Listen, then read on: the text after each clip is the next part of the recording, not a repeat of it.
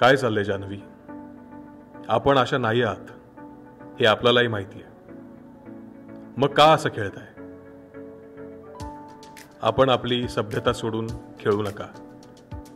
आपला मूळ स्वभाव जो आहे तो स्वभाव घरातल्या लोकांना कळू द्या. भांडणं करू नका. 2 वर्ष तिच्यासोबत काम करत असताना ती इमेज किलर मला कुठेही दिसली नाही. पण ती जे काही खेळतीये, जो काही स्वभाव तिचा दिसतोय आपल्या सगळ्यांना, मला असं वाटतं तो स्वभाव कुठेतरी फेक आहे. तो स्वभाव तिचा खरा स्वभाव तिचा नाहीये. मी त्या क्षणाला बोललो असतो, ज्या क्षणाला तिच्या तोंडून शब्द गेले, त्या क्षणाला मी उठून बोललो, जान्हवी तू बोलू शकत नाहीस या गोष्टीवरती. आता मी विवेक सांगळेसोबत खूप काम केलं, तर मला वाटतं जर का तो गेला आतमध्ये तर तो पण भन्नाट गेम खेळू शकतो आतमध्ये गेल्यानंतर. नमस्कार, मी अभिनेता अमित रेखी. म्हणजेच गेली 2 वर्ष ज्या मालिकेवर तुम्ही सर्वांनी भरभरून प्रेम केलं, अशी भाग्य दिले तू मला. या मालिकेतला तुमचा सगळ्यांचा लाडका आदित्य मोहिते, म्हणजेच सानियाचा नवरा, म्हणजेच जान्हवी किल्लेकरचा रिल लाईफ नवरा अमित रेखी. मजा आहे, खूप मजा आहे. मी खूप एक्सायटेड आहे या सीझनला पुढे जाताना पाहण्यासाठी. कारण की मी याच्या आधी कधीही बिग बॉस फॉलो केलेलं नव्हतं. मला असं ते खूप विचित्र वाटायचं तो गेम, की मला कळतच नव्हतं गेम नक्की काय आहे, हे काय आतमध्ये जातात सगळेजण, काय नुसते भांडत असतात, काय काय काय काय काय एकमेकांना बोलत असतात, काहीतरी टास्क करतात, कोणी कोणाच्या तोंडाला काळत पाचते, कोणीतरी काहीतरी तिखटच काहीतरी खायला देते. ते मला जाम वैताग यायचा. पण जेव्हा आता माझी मैत्रीण त्यामध्ये आहे जान्हवी किल्लेकर, म्हणून तिला पाहण्यासाठी म्हणून मी म्हटलं चला आपण बघूयात काय करते आतमध्ये गेल्यानंतर. पण जसं मी पहिल्या दिवसापासून हा बिग बॉस फॉलो करतोय, आता असं झालंय की मला रोज उत्सुकता असते की आता कधी 9 वाजता आहेत, कधी मी जिओ सिनेमावरती बिग बॉस लावतोय आणि कधी मी पूर्ण एपिसोड पाहतोय.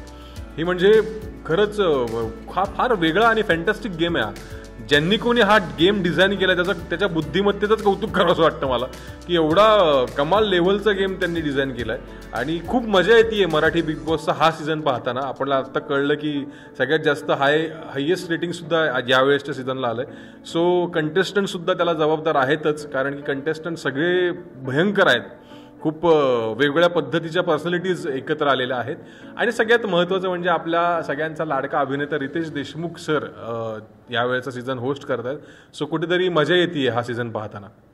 आता तिने स्वतःचा एक हॅशटॅग चालू केलाय किलर गर्ल म्हणून. इंस्टाग्रामवरती मी जे पोस्ट पाहतो तेव्हा किलर गर्ल असं म्हणत होतं, पण ती किलर गर्ल वेगळ्या पद्धतीने होती खरं तर. कारण की तिच्या अदांनी, तिच्या डोळ्यांनी, तिच्या अभिनयाने, तिच्या सगळ्या ॲज अ पर्सनॅलिटी म्हणून ती सगळ्यांना किलर वाटायची. पण आता बिग बॉसमध्ये आल्यानंतर वेगळ्या पद्धतीची किलर ती आता लोकांसमोर येते, ज्याचं नाव आहे इमेज किलर. म्हणजे आता हे जे काही घडलेलं आहे तिच्या बाबतीत मागच्या आठवड्यामध्ये, की ती नकळतपणे किंवा ठरवून माहीत नाही कसं, पण काही गोष्टी अशा तिच्याकडनं बोलल्या गेल्या, ज्या पद्धतीने ती आठवडाभर वावरली आहे बिग बॉसच्या घरामध्ये. त्या सगळं पाहत असताना तिला तो एक टॅग मिळाला इमेज किलरचा. 2 वर्ष तिच्यासोबत काम करत असताना ती इमेज किलर मला कुठेही दिसली नाही. ती एक छान सुंदर भोळी भाबडी चांगली मुलगी होती 2 वर्ष माझ्यासोबत असताना. अचानक बिग बॉसच्या घरात गेल्यानंतर तिला काय घडलंय, तिचं काय झालंय मला काही कळत नाही. पण ती जे काही खेळतीये, जो काही स्वभाव तिचा दिसतोय आपल्या सगळ्यांना, मला असं वाटतं तो स्वभाव कुठेतरी फेक आहे. तो स्वभाव तिचा खरा स्वभाव तिचा नाहीये. इमोशनल आहे ती खूप. ती अजून अशी काही दिसलेली नाहीये इमोशनल होताना. म्हणजे काल एक सत्य समोर आल्यानंतर ती रडली, ती बेशुद्ध वगैरे पडली. पण ते सत्य समोर आल्यानंतर पण कुठेतरी एक फेक पर्सनॅलिटी घेऊन ती आत्ता वावरती बिग बॉसच्या घरात असं मला वाटतं. नाही, खरंच ही खूप चुकीची गोष्ट आहे. ज्या पद्धतीने ती बोलतीये, ज्या पद्धतीची भाषा तिच्याकडनं वापरली जाते, ही खरंच मला पण अजिबात आवडलेली नाही आहे. कारण की वर्षा उसगावकर सारखी अभिनेत्री, ज्यांनी एवढा काळ इंडस्ट्रीमध्ये गाठलेला आहे, त्यांनी खूप चढउतार पाहिलेले आहेत, ज्यांनी आपण म्हणतो ना कोळून प्यायल्यात त्या इंडस्ट्रीत, त्यांच्याविषयी आपण नाही असं काही बोलू शकत. त्यांच्याविषयीच काय, म्हणजे ॲज अ ह्युमन बिंग म्हणून मी पण कोणाविषयीच असं बोलू शकत नाही. मग ॲज अन ॲक्टर आपली ती पात्रताच नाही की कोणाच्या अभिनय कौशल्यावरती आपण बोलू शकू. कोणाच्या कामाविषयी आपल्याला बोलायचा काहीही एक अधिकार नाही आहे. ती जे काही बोलली आहे ते खूप चुकीचं बोलली आहे. जे अभिजित दादाला पण बोलली ती पण फार चुकीचं बोलली. कारण त्याचं एक वेगळं नाव आहे सिंगिंग इंडस्ट्रीमध्ये. एक गायक म्हणून तो खूप महाराष्ट्रामध्येच नाही तर देशभरात त्याचं खूप मोठं नाव आहे. सगळेच जण जे आहेत घरामधले ते आपापल्या जागी प्रतिष्ठित माणसं आहेत. तर त्यांच्याशी बोलताना टास्क करत असताना अगदीच तुम्ही तुमचे मुद्दे मांडायला पाहिजे, तुम्ही भांडायला पाहिजे, काहीच प्रॉब्लेम नाही आहे. पण भांडत असताना ते भांडणाची भाषा जी आहे ती भाषा खूप व्यवस्थित स्वच्छ ठेवण्याची गरज आहे. कारण की मराठी भाषेला खूप धार असते आणि मराठी भाषा वळावी जशी वळते, त्यामुळे आपण मराठी भाषा बोलताना खूप विचार करून शब्दप्रयोग केले पाहिजे असं मला वाटतं. सो पुढे खेळत असताना पण तिने तसंच खेळ खेळला पाहिजे आणि स्वतःचा स्वभाव लपवून न ठेवता एक चांगल्या स्वभावाने स्वतःचा जो मूळ स्वभाव आहे त्या स्वभावाला घेऊन पुढे कंटिन्यू केलं मला असं वाटतं. आणि ॲज अ फ्रेंड म्हणून, तिचा जवळचा मित्र म्हणून तिला मी एवढंच सांगेल की जान्हवी तू छान खेळतेस. एक मिनिट, मी एक काम करू का, मी बिग बॉस आहे असं समजून तिला सांगतो. म्हणजे बिग बॉस जर मी असतो तर मी कसा बोललो असतो तिच्याशी तसं सांगू का मी? ओके, तसं सांगतो. तर समजा ती काहीतरी बोलती, भांडते आणि मी तिला ॲज अ बिग बॉस सांगेन, जान्हवी आत्ताच्या आत्ता कन्फेशन रूममध्ये या. मग ती येईल, मग आम्ही दोघं आता बोलतोय. काय चाललंय जान्हवी? आपण अशा नाही आहात हे आपल्यालाही माहिती. मग का असं खेळताय? आपण आपली सभ्यता सोडून खेळू नका. आपला मूळ स्वभाव जो आहे तो स्वभाव घरातल्या लोकांना कळू द्या. भांडणं करू नका. आपल्यापेक्षा सिनियर पर्सनॅलिटीजसोबत चांगला व्यवहार ठेवा. त्यांच्याशी मर्यादा ओलांडून कोणतीही गोष्ट बोलू नका. आपण उत्तम खेळत आहात. असाच खेळ छान खेळत राहा. आपल्याला शुभेच्छा. आपण बाहेर जाऊ शकता.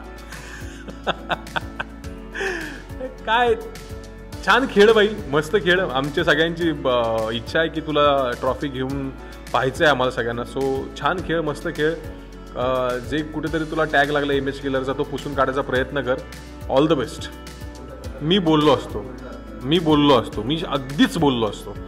म्हणजे एक गेम वगैरे सोडून एक चांगला मित्र म्हणून मी तिच्याशी बोललोच असतो की मी त्या क्षणाला बोललो असतो, ज्या क्षणाला तिच्या तोंडून शब्द गेले त्या क्षणाला मी उठून बोललो, जान्हवी तू बोलू शकत नाहीस या गोष्टीवरती. म्हणजे आपल्याला कोणाच्याही अभिनयाच्या क्षमतेवरती जाण्याचा काहीही अधिकार नाहीये. इन्फ्लुएन्सर्स सुद्धा जे आहेत ते पण काहीतरी वेगळं करतायत, घडवतायत त्यांच्या फील्डमध्ये. जो कंटेंट 30 सेकंद 1 मिनिटाच्या आत कंटेंट पाहिजे जी सवय लागली आहे लोकांना, त्या 1 मिनिटाच्या आतमध्ये त्यांचं म्हणणं ते पोहोचवतं आपल्यापर्यंत. ही पण एक वेगळी कला आहे. ह्याला पण गट्स लागतात, ह्याला पण तेवढी ताकद लागते, क्रिएटिव्ह माइंड लागतं. आणि अभिनय करणं किंवा अभिनेत्याचं क्षेत्र हे फार वेगळं आहे. अभिनयाचं क्षेत्र फार वेगळं आहे. या दोन गोष्टींना एकत्र कुठेही करता कामा नये. त्यांचं ॲज अ कंटेंट क्रिएटर म्हणून प्रोफेशन फार वेगळं आहे. त्यांना लोक प्रेम करतात, त्यांच्यावरती खूप प्रेम करतात लोक, त्यांना फॉलोअर्स खूप आहेत. पण आपण ज्यावेळेस असं पाहतो की अनेक वेळा इंडस्ट्रीमध्ये या दोन्ही गोष्टी एकत्र करण्याचा प्रयत्न होतो, ते एकत्र नाही झालं तर मला असं वाटतं ती चांगली गोष्ट होईल. कारण की ॲज अन ॲक्टर थिएटर केलेले असतात, खूप कामं केलेली असतात आणि एक त्या गोष्टीचा एक वेगळा अभ्यास करायची सवय असते. आणि कंटेंट क्रिएटर्स जे आहेत त्यांनी एक वेगळं प्रोफेशन बनवलेलं आहे कंटेंट क्रिएटिंगचं, की 30 सेकंदामध्ये 1 मिनिटामध्ये आपण काहीतरी आपली गोष्ट मांडू शकतो, आपण लोकांपर्यंत पोहोचू शकतो. ती एक भन्नाट गोष्ट आहे. पण या बिग बॉसमध्ये सुद्धा अनेक कलाकार आहेत, ॲक्ट्रेस आहेत आणि इन्फ्लुएन्सर्स सुद्धा आहेत. मला वाटतं हे कोलॅबोरेशन अगदीच चांगलं आहे, नो डाऊट हे चांगलं आहे. अशा गेममध्ये अशा इन्फ्लुएन्सर्सनी येणं, कलाकारांसोबत राहणं ही खूप चांगली गोष्ट आहे. मला त्याच्यात काहीही प्रॉब्लेम वाटत नाही. पण फक्त माझं म्हणणं एकच आहे की कलाकारीचं म्हणजे अभिनयाचं क्षेत्र हे वेगळं आहे आणि कंटेंट क्रिएशनचं क्षेत्र हे खूप वेगळं आहे. त्याला कुठेतरी एकत्र मर्ज करायचा कोणी प्रयत्न नाही केला पाहिजे, ज्याचा खूप परिणाम अभिनेत्यांवरती पण होतो, इन्फ्लुएन्सर्सवरती पण कदाचित कुठेतरी होत असेल तो परिणाम. सो तो एकत्रीकरण त्याचं न होता प्रत्येकजण आपापल्या जागी चांगले आहेत, त्यांना त्या जागी ठेवायला पाहिजे असं मला वाटतं. ते कुठेतरी एकत्र नाही झाले पाहिजे.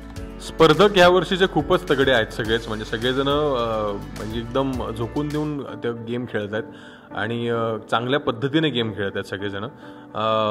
खूप तगडे कंटेस्टंटसुद्धा यामध्ये आहेत. निक्की असेल, अरबाज असेल, जान्हवी असेल, ते फार वेगळ्या पद्धतीने स्टँड आउट व्हायचा प्रयत्न करत आहेत. पण अलीकडे दुसरा जो ग्रुप बनला आहे त्या ग्रुपमध्ये सुद्धा खूप सॉफ्टली गोष्टी हँडल करत करत ते पुढे चाललेत आणि आता कॅप्टन्सी पण त्यांनी त्यांच्याकडे वळवली आहे. सो खूप क्रिस्पी गेम चालू आहे आता. म्हणजे आपण सांगू शकत नाही कोणती टीम बळकट आहे, कोणती टीम वीक आहे, हे आपण सांगू शकत नाही. मुळात आत्ता 2च आठवडे झालेत. पुढे पुढे पुढे पुढे जशी चुरस वाढत जाईल, जशी जशी भांडणं वाढत जातील, त्याच्यानंतर आपल्याला खरा गेम त्यांचा कळणार आहे की नक्की कसे खेळत आहेत. आणि राहिला प्रश्न वाईल्ड कार्ड एंट्रीचा. महाराष्ट्रातले असे खूप लोक आहेत ज्यांना बिग बॉसमध्ये यायची खूप इच्छा आहे. आणि फक्त आता मला असं वाटतं की जे या घरामध्ये एक स्टँड घेऊन उभे आहेत किंवा काहीतरी स्ट्रॉंग कंटेस्टंट म्हणून उभे आहेत, त्यांना तोडीसतोड असा कोणीतरी प्रतिस्पर्धी आला तर मजा येईल पाहायला त्याला. इंडस्ट्रीतले अनेक मित्र आहेत माझे जे आतमध्ये जाऊ शकतात, मजा करू शकतात. आता मी विवेक सांगळेसोबत खूप काम केलं तर मला वाटतं जर का तो गेला आतमध्ये तर तो पण भन्नाट गेम खेळू शकतो आतमध्ये गेल्यानंतर. परत अजून खूप आहेत. मी असं अनेक लोकांची नावं घेऊच शकत नाही मी, कारण खूप माझे मित्र आहेत किंवा खूप इंडस्ट्रीतले असे माणसं आहेत की ते यायला उत्सुक आहेत बिग बॉसच्या घरामध्ये. सो माहीत नाही आता वाईल्ड कार्ड पण काय असेल. सिक्रेसी खूप असते बिग बॉसच्या घरामध्ये येण्यासाठी. कोण येतंय मी पण एक्सायटेड आहे. बघूया कोण येते वाईल्ड कार्ड एंट्री घेऊन. महेश मांजरेकर सरांचा पॅटर्न वेगळा होता. ते बिनधास्त बेधडक बेफिकीरपणे बोलायचे. म्हणजे महेश मांजरेकरांचा ऑराच असा आहे मराठी इंडस्ट्रीमधला की त्यांना घाबरतातच सगळी माणसं. मग त्यांनी फक्त पाहिलं तरी कोणाकडे तरी आईला आता काय बोलतील सर असं होऊ शकतं. म्हणजे मी पण त्यांच्याबरोबर असं काही काम केलं नाही आहे किंवा मी फक्त आता फिल्मफेअर जेव्हा मी होस्ट करतो तेव्हा महेश मांजरेकरांचा अगदी 1-1.5 मिनिटांचा मला इंटरव्ह्यू घ्यायची संधी मिळाली, तेव्हा त्यांचा तो ऑरा पाहिला मी. तर त्यांचा ऑराच त्यांनी तो मेंटेन केलेला. सो ते जेव्हा यायचे आणि बिग बॉस होस्टिंग करायचे तेव्हा सगळ्यांची ऑलरेडी सगळेजण घाबरलेले असायचे की आता काय बोलतील सर आपल्याला. सो तो एक ऑरा होता.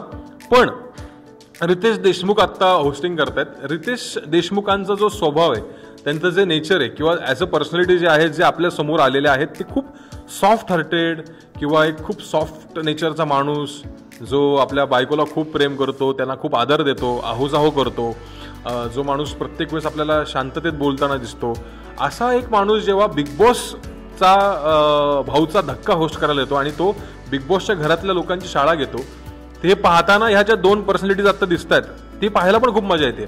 आणि रितेश देशमुख सुद्धा वेळोवेळी एकदम ठामपणे त्यांची नजर बोलते, एकदम ठामपणे तिथे उभे राहून स्टँड घेताना दिसत आहेत आणि सगळ्यांना अगदी ठामपणे सगळ्या गोष्टी सांगतायत. सो निश्चित मला आवडते रितेश सरांचं पण होस्टिंग खूप आवडते. त्यांना आवडेल मला हा पूर्ण सीझन होस्ट करताना पाहायला. प्रेक्षकांना काय सांगेन, प्रेक्षकांना काय सांगू, प्रेक्षक तुम्हाला पाहताय तुम्ही सगळेजण बिग बॉस, तुम्हाला कोण आवडतंय काय आवडतंय, तुमच्या प्रत्येकाचे मतं वेगळे असतील. पण जे चांगलं खेळत आहेत, जे फेअर खेळत आहेत किंवा जे खरंच मनापासून खेळत आहेत, आपलं घर समजून त्यामध्ये खेळत आहेत, त्यांना कुठेतरी सपोर्ट करा तुम्ही. अगदीच तुम्हीसुद्धा फेअर गेम घरात बसल्या बसल्या खेळू शकतात वोटिंगच्या माध्यमातून. कोणाला नॉमिनेट करायचं आहे, कोणाला बाहेर काढायचं आहे, सगळं तुमच्या हातात आहे. आणि महाराष्ट्रातली जनता बघती हे प्रत्येक वेळेस रितेश सर पण सांगतायत. सो आपण सगळेजण पाहत आहोत गेम. आपल्याला ठरवायचं आहे की खरा कोण मनापासून गेम खेळतोय. सो सगळ्यांना अशी मनापासून इच्छा, माझी विनंती आहे की छान तो गेम बघून आपल्या घरात बिग बॉसचा गेम चालू होणार नाही याची काळजी बाळगून तुम्ही तो गेम बघा आणि योग्य त्या कंटेस्टंटच्या हातामध्ये ट्रॉफी आणून देण्यासाठी आपण सगळेजण मदत करूया आणि हा गेम असाच छान 3 महिने आपण एन्जॉय करूया.